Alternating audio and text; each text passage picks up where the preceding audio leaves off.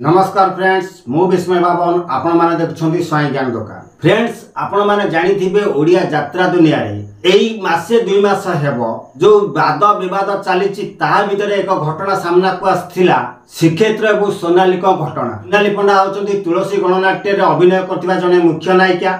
श्रीक्षेत्र होचंती सोनालींकर स्वामी। हरि पंडा को घटना पर श्रीक्षेत्र अभियोग करथिले मीडिया सामने रे जे सोनाली पंडा को नांडू धड़ कुआडे जोर जबरदस्त तांको अनुष्ठान रे रखिछंती। तो यही घटना को लेकिन उभय पक्ष मध्य तर्क वितर्क चलथिला। निजे गणमाध्यम रे कहिथिले जे मु जोउटी अछि भलरे अछि आउ से जगह को फेरिबार नाही। नांडू धड़ मध्य कहिथिले मु रखिनी जोर जबरदस्त। तेबे वर्तमान समय रे ए 2 दिन पूर्वरु गणमाध्यम रे देखिया को मिलला जे सोनाली को स्वामी श्रीक्षेत्र ओरफ जॉन कहउछंती जे सोनाली कुआडे तांको पाखकु जून 12-13 सुधा फेरी आसीबे। चलित यात्रा सीजन सरीबो जून 12-13 तारिख सुधा। तेबे सेही रज छुट्टी हेबा परे सोनाली पंडा कुआडे तांको पाखकु फेरी आसीबे जो पुओ को पुणी कोळाई नेबे। जहाँ या एक सुसंवाद तो कथा होची आज्ञा पुणी रज छुट्टी परे तळ अनुष्ठान चलिबो अर्थात आगामी सीजन पई आखड़ा आरंभ हबो। सेतबेल को सोनाली पंडा